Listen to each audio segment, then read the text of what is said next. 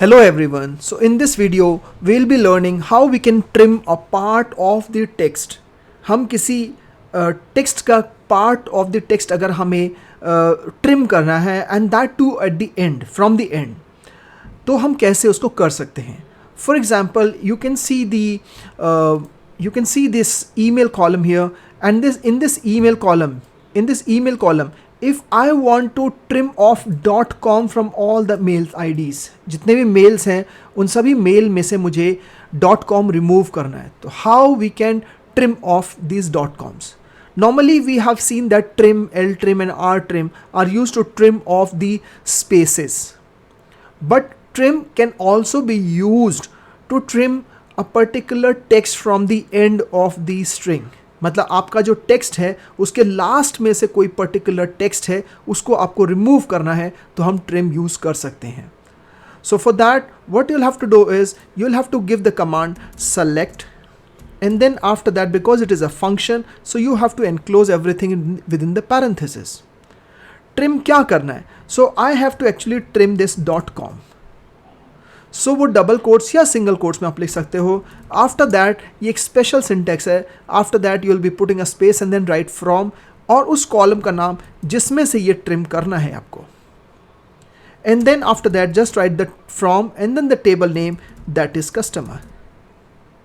Now if you put a semicolon and if you press enter, it will display the emails without .com. So if I now press enter and let's see its output.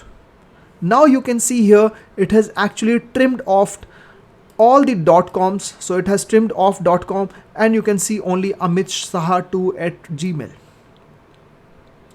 So similarly the next email was rehanuma@hotmail.com and we have trimmed off that .com.